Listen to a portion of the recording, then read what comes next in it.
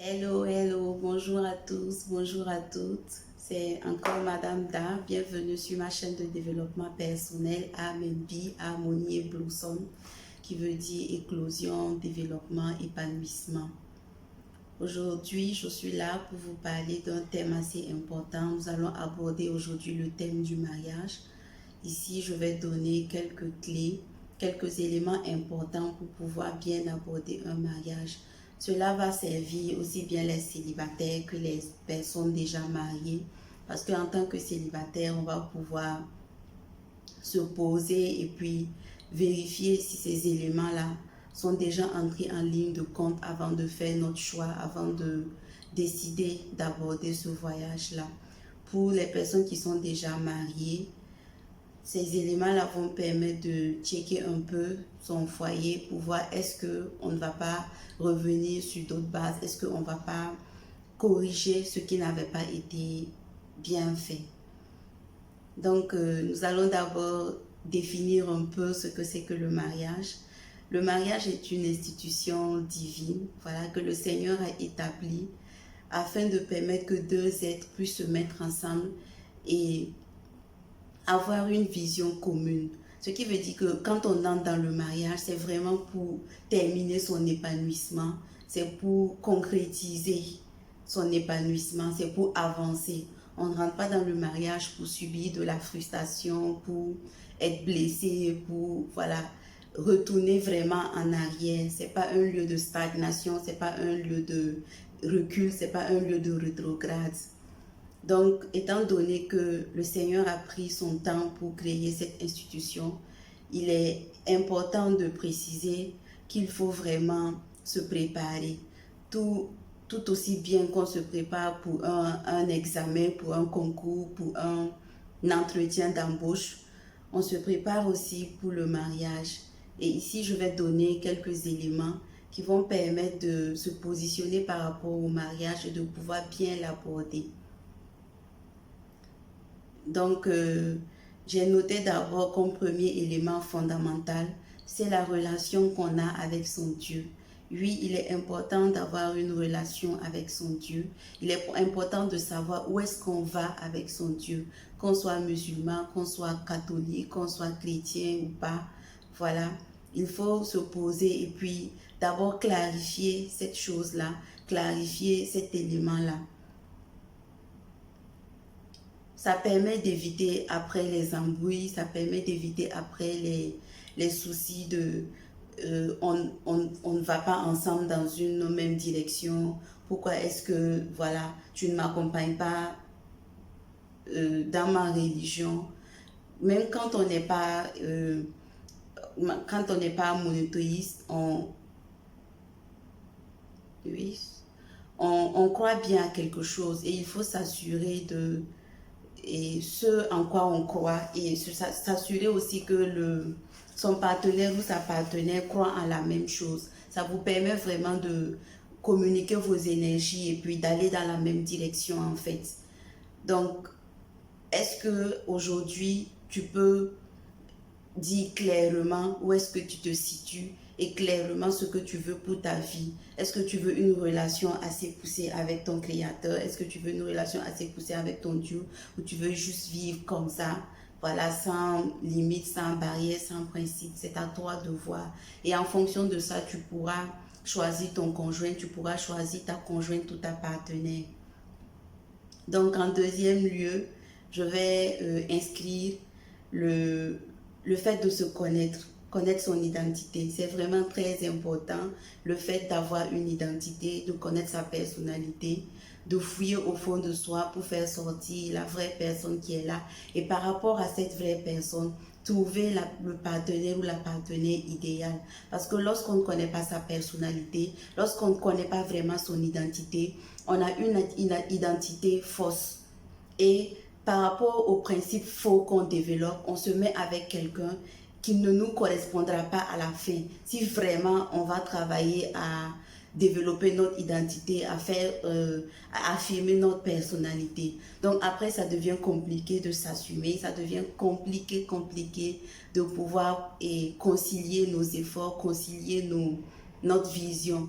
parce qu'on n'a pas la même manière de voir les choses, on n'est plus apte à comprendre dans quel principe l'autre évolue. Et c'est vraiment difficile. Par fini, on se retrouve à ne plus savoir où est-ce qu'on est, à regretter vraiment la relation, à regretter le mariage, à ne plus vouloir avancer avec son partenaire ou sa partenaire. Et ça fait du temps perdu, ça fait beaucoup de tristesse, beaucoup de douleur, beaucoup de poids. Donc, ce qui n'est pas intéressant.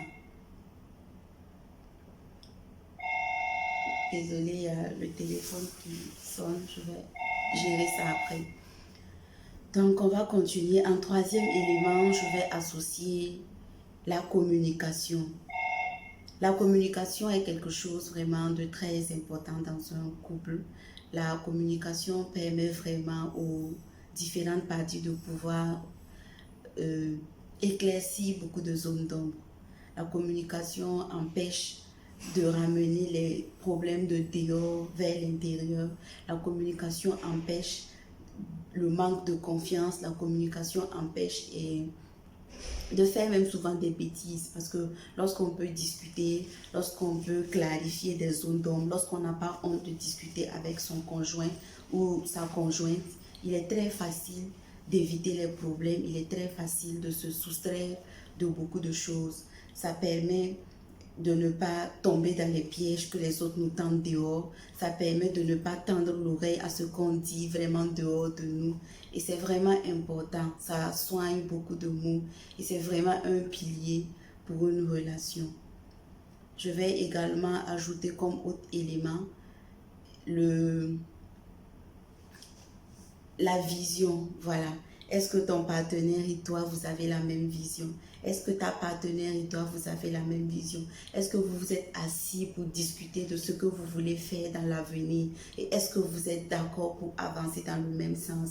Parce qu'il ne sert à rien de se mettre ensemble et après de se rendre compte que oui, on a des visions différentes qui ne vont pas. On peut avoir des objectifs différents, mais qui rentrent dans la même vision, qui rentrent dans la même ligne de mire.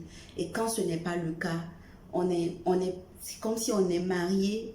Bon, on va dire que ça devient de la cohabitation, parce qu'on ne va pas dans la même direction, on ne se bat pas pour les mêmes causes, et ça fait de l'énergie perdue, du temps perdu, on se sent seul, et on finit souvent par se rallier à quelqu'un qui a la même cause. Donc la complicité disparaît,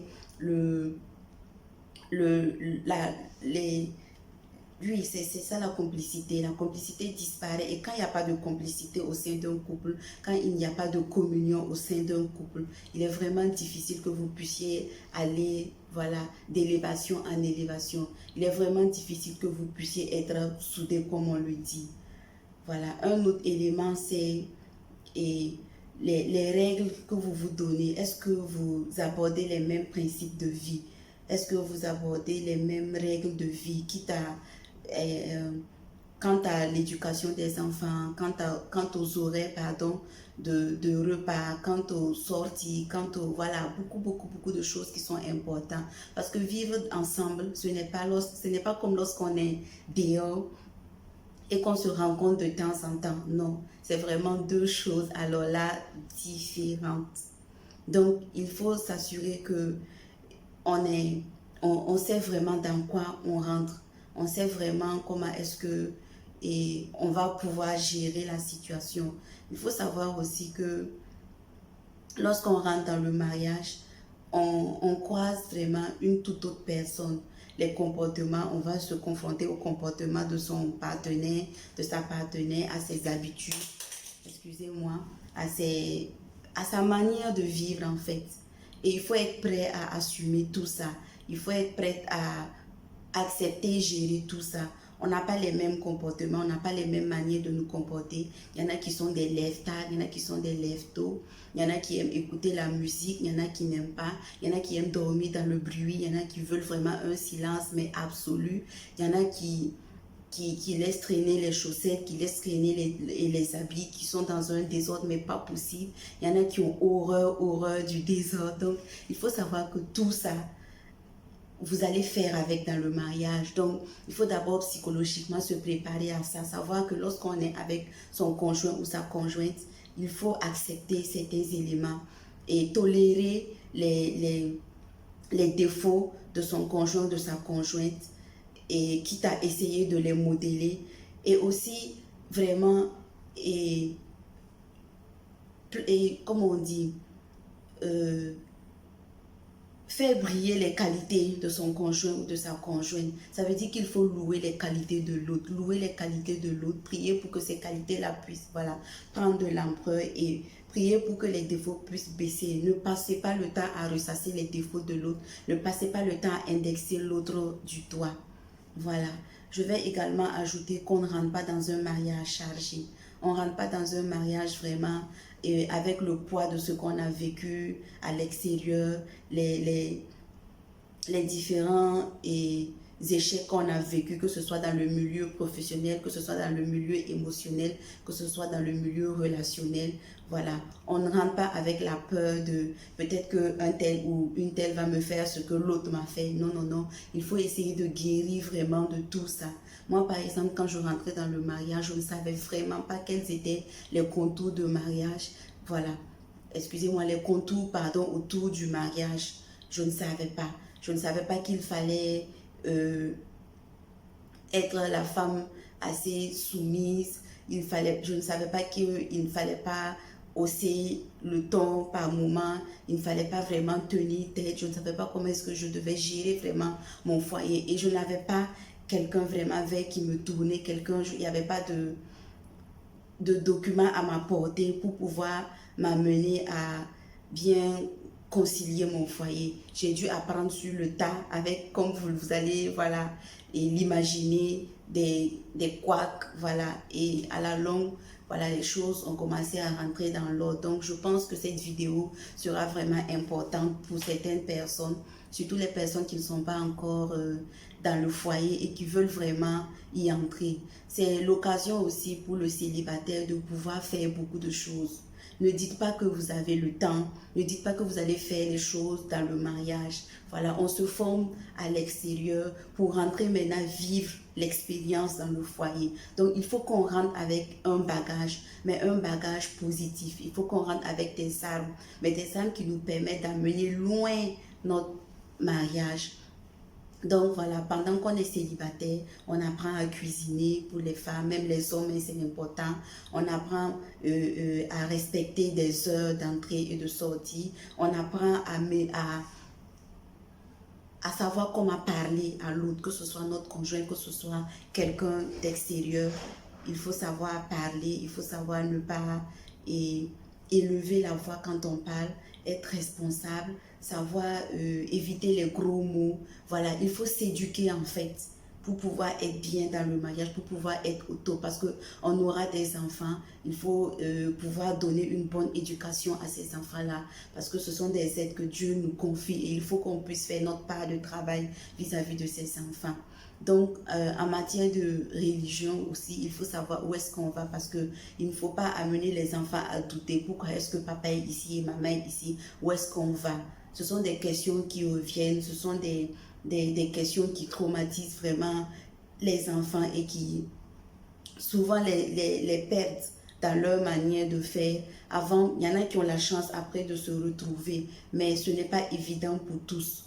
Donc vraiment, il faut revisionner cette vidéo-là et noter vraiment toutes les clés. Ce ne sont pas des clés exhaustives, voilà. Ces éléments ne sont pas exhaustifs, mais vraiment, ça va vous motiver dans la recherche de votre identité, ça va vous motiver dans les principes que vous voulez pour vraiment votre foyer, votre mariage, ça va vous permettre d'éliminer certaines personnes autour de vous qui ne rentrent pas vraiment dans votre vision et vous allez pouvoir vous poser et vous allez voir que dans le mariage, vous n'aurez pas à gérer beaucoup de choses. Il y aura déjà des choses que vous avez éliminées, que vous avez tamisées. Voilà, nous sommes au terme de notre vidéo et j'espère qu'elle vous a plu. J'espère que vous allez aimer. On va vraiment se dire à la prochaine parce qu'on n'a pas fini de développer ce thème-là. Je vais y revenir et mettez-moi en commentaire les thèmes que vous voulez qu'on développe et aussi les critiques pour qu'on puisse s'améliorer. Donc, je vous dis merci et à bientôt.